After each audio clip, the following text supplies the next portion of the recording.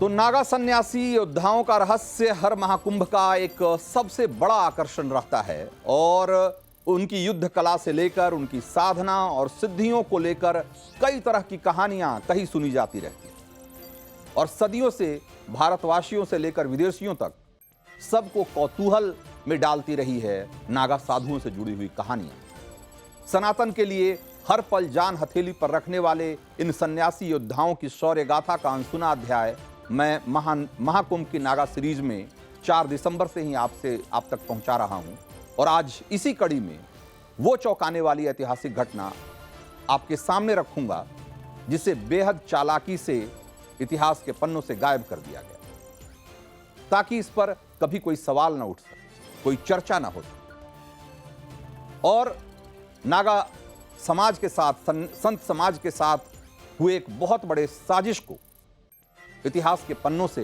गायब कर दिया गया। लेकिन उनके साथ नागा साधुओं के साथ जो हुआ वो उनकी परंपराओं में, उनके अपने रिकॉर्ड में आज भी दर्ज है और ये एक बहुत महत्वपूर्ण घटना थी। ये घटना नागा सन्यासियों की पूरी एक छावनी को एक झटके में खत्म कर देने की साजिश थी, जिसके पीछे गुजरात के जूनागढ़ के निजाम के मन में बैठा हुआ एक डर था।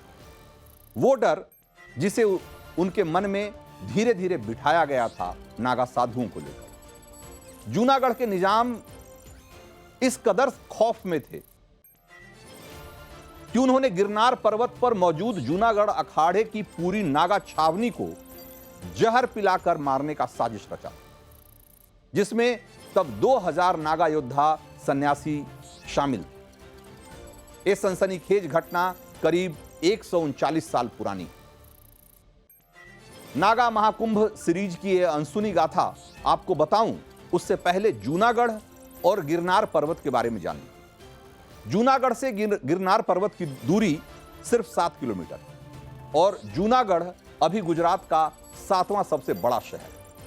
लेकिन आज से 139 साल पहले सन 1885 में जूनागढ़ के निजाम की गिनती हैदराबाद के बाद भारत के दूसरे सबसे अमीर रियासत के तौर पर हुआ करती थी। इसीलिए देश के बंटवारे के समय पाकिस्तान हैदराबाद के साथ साथ जूनागढ़ को भी अपने साथ मिलाना चाहता, लेकिन सरदार पटेल ने ऐसा होने नहीं दिया। खैर, अब बात करते हैं जूनागढ़ के निजाम के उस खौफनाक साजिश की जिसके निशाने पर जूना अखाड़े के नागा योद्धाओं की पूरी छावनी थी।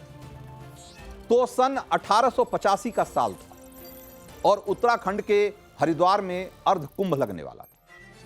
गिरनार पर्वत से नागा योद्धाओं की पूरी छावनी हरिद्वार जाने की तैयारी में जुटी थी। तब जूनागढ़ के निजाम ने अपने दीवान के जरिए गिरनार पर्वत पर मौजूद नागाओं को एक संदेश भेजा और उनसे कहा कि हरिद्वार जाने से पहले नागा साधुओं के सम्मान में वो दरबार में भोजन की व्यवस्था उन्होंने की और वो उसमें शामिल होने का उन्हें निमंत्रण देते।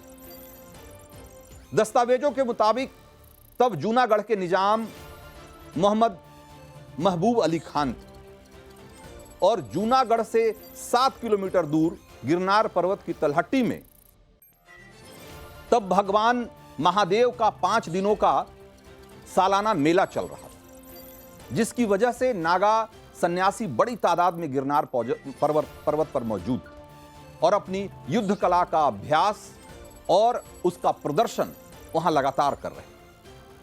निजाम के दरबारियों ने निजाम को नागा योद्धाओं के खिलाफ यह कहकर उकसाना शुरू किया कि अगर नागा सन्यासियों को अभी नहीं रोका गया तो जूनागढ़ पर कब्जा कर ले। और इसी डर में आकर निजाम ने पहले नागा योद्धाओं को रोकने के लिए अपनी सेना भेजी, लेकिन नागा योद्धाओं ने उन्हें खदेड़ दिया। तब निजाम ने सुलह का बहाना बनाकर नागा छावनी को भोजन का न्योता भेजा। जूना अखाड़े की तरफ से 2000 नागा योद्धा निजाम के निमंत्रण पर पहुंचे, जहां उनका भव्य स्वागत किया गया। लेकिन उसकी आड़ में उनकी जान लेने की कैसी साजिश रची गई थी, यह आप जानकर हैरान हो जाएंगे। उनके भोजन में जहर मिला दिया गया और नागा सन्यासी भोजन के बाद जब गिरनार लौटे तब तक उन पर जहर का असर शुरू हो गया। 200 से ज्यादा नागा योद्धाओं की मौत हो गई जहर की वजह से। जब बड़े पैमाने पर नागा योद्धाओं की टुकड़ी जहर की चपेट में थी तो निजाम के सैनिकों ने उसी समय उन पर हमला बोल दिया। लेकिन उस हाल में भी नागा योद्धा निजाम की सेना पर भारी पड़े। ये लड़ाई नागेश्वर नाथ ज्योतिर्लिंग की सुरक्षा में तैनात नागनाथ छावनी के नागाओं ने लड़ी और नागेश्वर नाथ ज्योतिर्लिंग का गुजरात में जो प्रचलित नाम है वो नागनाथ मंदिर है और उनकी सुरक्षा में तब जूना अखाड़े के नागा योद्धाओं की तैनाती होती थी। निजाम की सेना ने जब हमला बोला तब नागा योद्धा जहर के असर में थे। लेकिन कहते हैं कि नागनाथ छावनी के योद्धाओं ने तब अपने गुरु भगवान दत्तात्रेय की धुना की राख माथे पर उठाकर लगाई और हर हर महादेव के नारों के साथ निजाम की सेना को 7 किलोमीटर तक खदेड़ दिया। निजाम मानकर बैठ गया था कि एक एक कर छावनी के सारे नागा योद्धाओं की मौत तय है। लेकिन जहर के असर को काटने के लिए नागा योद्धाओं को हठयोग की साधना करवाई गई और जिसकी वजह से ज्यादातर नागा योद्धा सुरक्षित बच गए। इस घटना के बाद निजाम की सेना ने फिर कभी भी गिरनार पर्वत की तरफ झांकने की हिम्मत नहीं। जूनागढ़ के निजाम की साजिश का पूरा अध्याय जूना अखाड़े के दस्तावेजों में दर्ज है। जूना अखाड़े के नागा सन्यासी बाकायदा इसका जिक्र भी करते हैं। गिरनार पर साधना करने आने वाले नागा साधुओं को इस इतिहास के बारे में बताया जाता है, लेकिन इतिहास की किताबों में इसे कहीं जगह नहीं दी गई। सवाल यह है कि नागा सन्यासियों ने निजाम के भोजन का जो निमंत्रण था उसको कबूल ही क्यों किया, जबकि कुछ दिन पहले ही उनकी लड़ाई हो चुकी।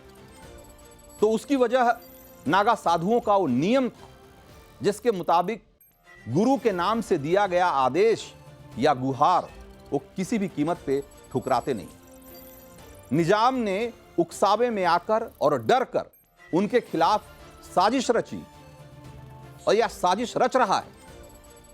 इसकी खबर नागा छावनी को एक तरीके से पहले से थी, लेकिन नागा सन्यासियों ने यहां सनातन के उस नियम का पालन किया जिसके तहत गुरु के शरणागत होने वाले अपराधी को भी क्षमादान देना पड़ता है।